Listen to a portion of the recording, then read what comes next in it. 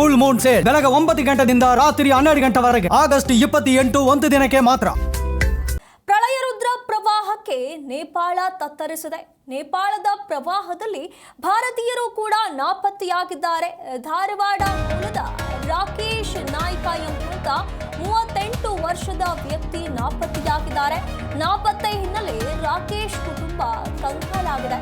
ಕಳೆದ 12ನೇ ತಾರೀಕಿನಂದು ಪ್ರವಾಸಕ್ಕೆ ತೆರಳಿದ್ರು. ಇಶಾ ಫೌಂಡೇಶನ್ ನಿಂದ 77 ಜನ ಪ್ರವಾಸಕ್ಕೆ ಅಂತ ಹೇಳಿ ತೆರಳಿದ್ರು. ಪ್ರವಾಸ ಮುಗಿದು ವಾಪಸ್ ಆಗುವಷ್ಟರಲ್ಲೇ ಇಂಥ ದುರಂತ ಸಂಭವಿಸಿದೆ. ರಾಕೇಶ್ ನಾಯ್ಕ ಎಂಬುವಂತ 38 ವರ್ಷದ ವ್ಯಕ್ತಿ ನಾಪತ್ತೆಯಾಗಿರುವಂಥದ್ದು. ಕಳೆದ 8 ವರ್ಷಗಳಿಂದ ಇಲ್ಲಿ ರಾಕೇಶ್ ಕುಟುಂಬ ಆಸ್ಟ್ರೇಲಿಯಾದಲ್ಲಿ ನೆಲೆಸಿತ್ತು. ಪತಿ ಪತ್ನಿ ಮತ್ತು 2 ಮಕ್ಕಳು ಆಸ್ಟ್ರೇಲಿಯಾದಲ್ಲಿ ನೆಲೆಸಿದ್ರು. ಕಳೆದ 12ನೇ ತಾರೀಕಿನಂದು ಪ್ರವಾಸಕ್ಕೆ ಅಂತ ಹೇಳಿ ನೇಪಾಳಕ್ಕೆ ತೆರಳಿದಂತಹ ಸಂದರ್ಭದಲ್ಲಿ ಇನ್ನೇನು ವಾಪಸ್ ಬರಬೇಕು ಅಂತಹ ಸಂದರ್ಭದಲ್ಲಿ ಇಂಥದ್ದೊಂದು ದುರಂತ ಸಂಭವಿಸಿದೆ. ಇಶಾ ಫೌಂಡೇಶನ್ ನಿಂದ 77 ಜನ ಪ್ರವಾಸಕ್ಕೆ ಅಂತ ಹೇಳಿ ತೆರಳಿದ್ರು. ಇಶಾ ಫೌಂಡೇಶನ್ S3 ಗ್ರೂಪ್ ನಲ್ಲಿ ರಾಕೇಶ್ ನಾಯ್ಕ ಇದ್ದಿದ್ದಂಥದ್ದು. ನೇಪಾಳದ ಮಾನಸ ಸರೋವರದ ಕೈಲಾಸಕ್ಕೆ ಪ್ರವಾಸಿಗರು ತೆರಳಿದ್ರು.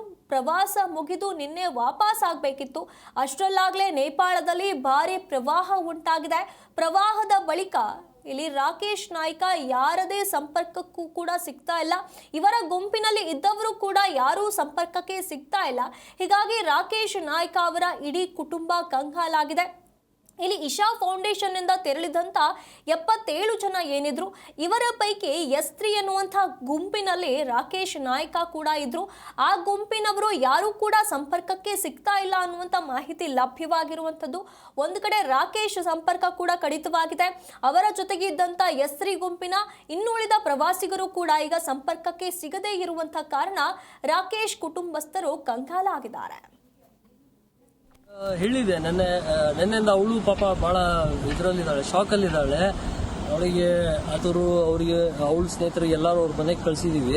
ಅವಳಿಗೆ ಸಾಂತ್ವನ ಹೇಳೋದಕ್ಕೆ ಧೈರ್ಯ ತುಂಬ್ತಾ ಇದ್ದಾರೆ, ಏನಾಗಲ್ಲ ಅಂತೇಳಿ. ನಾವು ನಮ್ಮ ಕೈಲಾದಷ್ಟು ಎಲ್ಲ ಕಡೆ ಫೋನ್ ಮಾಡಿ ಕೇಳ್ತಾ ಇದ್ದೀವಿ. ದೇವರಲ್ಲಿ ಅದೇ ಬಿಡ್ಕೊಳ್ಳೋದು ಚೆನ್ನಾಗಿರಲಿ ಅಂತೇಳಿ. ಅದೇ ಇಂಡಿಯನ್ ಎಂಬಸಿ ಆಯಿತು, ನೇಪಾಲ್ ಎಂಬಸಿ ಆಯಿತು, ಅವ್ರಿಗೆ ಕೇಳ್ಕೊಳ್ತಾ ಇದ್ದೀವಿ, ದಯವಿಟ್ಟು ಅವರಿಗೆ ಸ್ವಲ್ಪ ಸಹಾಯ ಹಸ್ತ ತೋರಿಸಿ ಅಂತ. ಇವರು 12ನೇ ತಾರೀಕು ಹೋಗಿದ್ದು. 12ನೇ ತಾರೀಕು ಇಂಡಿಯಾಕ್ಕೆ ಬಂದು ಡೆಲ್ಲಿಯಿಂದ 12ನೇ ತಾರೀಕಿಂದ ಹೋಗಿದ್ದು ಅವರು. 12ನೇ ತಾರೀಕು ಹೋಗಿ ನಿನ್ನೆ ಕೊನೆ ದಿನ ಆಯಿತು. ಅವರು ನಿನ್ನೆ ಮುಗಿದಿತ್ತು, ನಿನ್ನೆ ಕೊನೆ ದಿನ ಆಯಿತು. ನಿನ್ನೆ ಮುಗಿದು ವಾಪಸ್ ಹೋಗ್ಬೇಕಾಗಿತ್ತು. ಸೊ ನಿನ್ನೆ ಬಂದು ಇಮಿಗ್ರೇಷನ್ ಸೆಂಟರಲ್ಲಿ ಇದ್ದಾಗ ಹಿಂಗಾಗಿದೆ, ಫ್ಲಡ್ ಬಂದಿದೆ. ಅಲ್ಲಿ ಹೆಂಗೆ ಗೊತ್ತಾಯ್ತು? ಈಶಾ ಫೌಂಡೇಶನ್ ಜೊತೆ ಮಾತಾಡಿದಾಗ ಲಾಸ್ಟಿಗೆ ಅವ್ರಿಗೆ ಕಾಂಟ್ಯಾಕ್ಟ್ ಇದ್ದಿದ್ದು ಅಲ್ಲಿವರೆಗೆ ಇಮಿಗ್ರೇಷನ್ ಸೆಂಟರಿಗೆ ಬಂದಿದ್ದಾರೆ ಅನ್ನೋದ್ರ ತನಕ ಅವ್ರಿಗೆ ಗೊತ್ತಿತ್ತು. ಹಿಂಗಾಗಿ ನಮಗೂ ಗೊತ್ತಾಯ್ತು ಇಮಿಗ್ರೇಷನ್ ಸೆಂಟರಲ್ಲೇ ಇದ್ದು ಅವಾಗ ಫ್ಲಡ್ ಆಗಿದೆ ಅಂತ. ಅದಾದ್ಮೇಲೆ ಯಾರ ಜೊತೆ ಕಾಂಟ್ಯಾಕ್ಟ್ ಇಲ್ಲ. ಏನು ಕೇಳ್ಕೊಳ್ತೀವಿ? ಈ ಬಗ್ಗೆ ಹೆಚ್ಚಿನ ಮಾಹಿತಿಯನ್ನು ನಮ್ಮ ಪ್ರತಿನಿಧಿ ಮೂರ್ತಿ ನೀಡ್ತಾ ಹೋಗ್ತಾರೆ. ಮೂರ್ತಿ, ಇಲ್ಲಿ ಏನು ನೇಪಾಳದಲ್ಲಿ ಸಂಭವಿಸಿರುವಂತಹ ಈ ಪ್ರವಾಹದಲ್ಲಿ ಈಗ ಧಾರವಾಡ ಮೂಲದ ರಾಕೇಶ್ ನಾಯ್ಕ ಎಂಬುವಂತ ವ್ಯಕ್ತಿ ಕೂಡ ನಾಪತ್ತೆಯಾಗಿದ್ದಾರೆ ಅನ್ನುವಂಥ ಮಾಹಿತಿ ಲಭ್ಯವಾಗಿರುವಂಥದ್ದು. ಅವರ ಬಗ್ಗೆ ಏನಾದರೂ ಮಾಹಿತಿ ಲಭ್ಯವಾಗಿದೆಯಾ ಅಥವಾ ಅವರ ಗುಂಪಿನಲ್ಲಿದ್ದಂಥ ಯಾರ್ದಾದ್ರೂ ಬಗ್ಗೆ ಮಾಹಿತಿ ಲಭ್ಯವಾಗಿದೆಯಾ?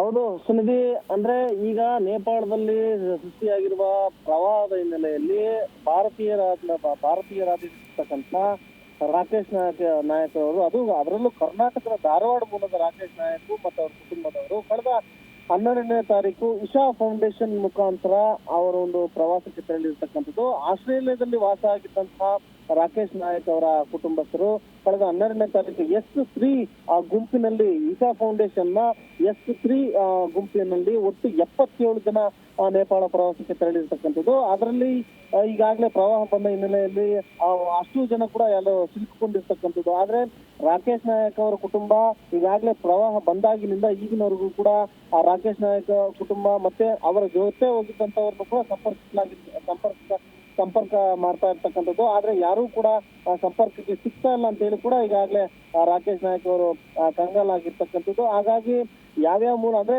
ಇಂಡಿಯನ್ ಎಂಬಸಿಗೂ ಕೂಡ ಕಾಲ್ ಮಾಡಿ ಇವರ ರಾಕೇಶ್ ನಾಯಕ್ ಅವರ ಎಲ್ಲ ದಾಖಲೆಗಳನ್ನು ಕೂಡ ನೀಡಿರ್ತಕ್ಕಂಥದ್ದು. ಮತ್ತೆ ಇಂಡಿಯನ್ ಎಂಬಸಿಯಿಂದ ಕೂಡ ಏನೇನು ಮಾಹಿತಿ ಬರುತ್ತೆ ಅನ್ನೋದು ಕೂಡ ಕ್ಷಣಕ್ಕೂ ಕೂಡ ಮಾಹಿತಿಯನ್ನ ತಗೊಳ್ತಾ ಇರ್ತಕ್ಕಂಥದ್ದು. ಹಾಗಾಗಿ ರಾಕೇಶ್ ನಾಯಕ್ ಅವರ ಕುಟುಂಬಸ್ಥರು ಈಗಾಗಲೇ ರಾಕೇಶ್ ಸಂಪರ್ಕ ಮಾಡ್ತಿದ್ರು, ಮತ್ತೆ ಅವ್ರ ಜೊತೆ ಇಶಾ ಫೌಂಡೇಶನ್ ಯಾರು ಕಳಿಸ್ಕೊಟ್ಟಿದ್ರು ಅವ್ರನ್ನು ಕೂಡ ಸಂಪರ್ಕ ಮಾಡ್ತಾ ಇದ್ರು. ಅವರು ಕೂಡ ನಮಗೂ ಕೂಡ ಯಾವುದೇ ರೀತಿಯಾದಂತ ಮಾಹಿತಿ ಸಿಗ್ತಾ ಇಲ್ಲ ಅನ್ನೋದು ಕೂಡ ಈಗ ರಾಕೇಶ್ ಅವರ ಕುಟುಂಬಕ್ಕೆ ತಿಳಿಸಿರ್ತಕ್ಕಂಥ. ಹೀಗಾಗಿ ರಾಕೇಶ್ ನಾಯಕ್ ಅವರ ಕುಟುಂಬ ಒಂದು ರೀತಿ ಕಂಗಾಲಾಗಿರ್ತಕ್ಕಂಥದ್ದು ಸುನಿಧಿ. ಹಾಗೆ ಇನ್ನೊಂದು ಕಡೆ ಮೂರ್ತಿ, ಈಗ ರಾಕೇಶ್ ಕುಟುಂಬ ಏನಿದೆ ಅವರು ಅಂದ್ರೆ ಅವರ ಪತ್ನಿ ಹಾಗೂ ಇಬ್ಬರು ಮಕ್ಕಳು ಎಲ್ಲರೂ ಕೂಡ ಆಸ್ಟ್ರೇಲಿಯಾದಲ್ಲಿ ಸೆಟಲ್ ಆಗಿದ್ರು ಅಂತ ಹೇಳಲಾಗ್ತಾ ಇದೆ. ಈಗ ಪತ್ನಿ ಮತ್ತೆ ಮಕ್ಕಳು ಇಂಡಿಯಾಗೆ ಬಂದಿದ್ದಾರಾ ಅಥವಾ ಆಸ್ಟ್ರೇಲಿಯಾದಲ್ಲೇ ಇದ್ದಾರಾ? ಹೌದು ಸುನಿಧಿ, ರಾಕೇಶ್ ನಾಯಕ್ ಮತ್ತೆ ಅವರ ಕುಟುಂಬ ಒಂದು ಇಶಾ ಫೌಂಡೇಶನ್ಗೋಸ್ಕರ ಇಶಾ ಫೌಂಡೇಶನ್ ಅಲ್ಲಿ ಕೆಲಸ ಮಾಡ್ತಿರ್ತಕ್ಕಂಥ ಒಂದು ಕುಟುಂಬ ಆಗಿರ್ತದೆ. ಅವರು ಆ ಒಂದು ಕೆಲಸದ ನಿಮಿತ್ತ ಅವರು ಆಸ್ಟ್ರೇಲಿಯಾದಲ್ಲೇ ವಾಸ ಆಗಿರ್ತಾರೆ. ಹಾಗಾಗಿ ಆಸ್ಟ್ರೇಲಿಯಾದಿಂದ ಒಂದು ಒಟ್ಟು ಇಶಾ ಫೌಂಡೇಶನ್ ನ 77 ಜನರನ್ನ ಆಯ್ಕೆ ಮಾಡಿ ಒಂದು ಪ್ರವಾಸಕ್ಕೆ ಇರ್ತಕ್ಕಂಥದ್ದು. ಅಂದ್ರೆ ಈ ಒಂದು ಟ್ರಿಪ್ ಏನಿದೆ, ಈ ಒಂದು ಪ್ರವಾಸ ಇದು ಕಂಪ್ಲೀಟ್ಲಿ ಇಶಾ ಫೌಂಡೇಶನ್ ಟ್ರಿಪ್ ಆಗಿರುತ್ತೆ. ಹಾಗಾಗಿ ಆ ಒಂದು ಫೌಂಡೇಶನ್ ಟ್ರಿಪ್ ನಿಂದ ಇವರ ಕುಟುಂಬದವರೆಲ್ಲ ಮತ್ತೆ ಅವ್ರ ಜೊತೆಲಿ ಕೂಡ ಒಂದು 77 ಜನ ಸೇರಿದಂತೆ ನೇಪಾಳ ಪ್ರವಾಸಕ್ಕೆ ತೆರಳಿರ್ತಕ್ಕಂಥದ್ದು. ಆದ್ರೆ ಈಗ ಆ ಒಂದು ಪ್ರವಾಹ ಆಗಿರ್ತಕ್ಕಂಥ ಹಿನ್ನೆಲೆಯಲ್ಲಿ ಯಾರೂ ಕೂಡ ಇವರ ರಾಕೇಶ್ ನಾಯಕ್ ಅವರ ಕುಟುಂಬಕ್ಕೆ ಸಿಗ್ತಲ್ಲ. ಮತ್ತೆ ಅವರ ರಾಕೇಶ್ ನಾಯಕ್ ಅವರ ಸ್ನೇಹಿತರು ಯಾರು, ಅವರ ಸ್ನೇಹಿತರ ಫೋನ್ ನಂಬರ್ ಕೂಡ ರಾಕೇಶ್ ನಾಯಕ್ ಅವರ ಕುಟುಂಬದ ಬಳಿ ಇತ್ತು. ಅವ್ರು ಕೂಡ ಸಂಪರ್ಕ ಮಾಡಿದ್ರು, ಅವ್ರ ಸಂಪರ್ಕಕ್ಕೂ ಸಿಗ್ತಾ ಇಲ್ಲ. ಮತ್ತೆ ಉಳಿದವರ ಕುಟುಂಬಸ್ಥರ ಸಂಪರ್ಕ ಮಾಡಿದ್ರು ಕೂಡ ಅವ್ರ ಸಂಪರ್ಕಕ್ಕೂ ಸಿಗ್ತಾ ಇಲ್ಲ ಅಂತ ಹೇಳಿ ಕೂಡ ಈಗಾಗಲೇ ಅವರ ಅಳಲನ್ನ ತೋಡ್ಕೊಳ್ತಾ ಇರ್ತಕ್ಕಂಥದ್ದು ಸುನಿಧಿ. ಧನ್ಯವಾದಗಳು ಮೂರ್ತಿ ನಿಮ್ಮೆಲ್ಲ ಮಾಹಿತಿಗಾಗಿ.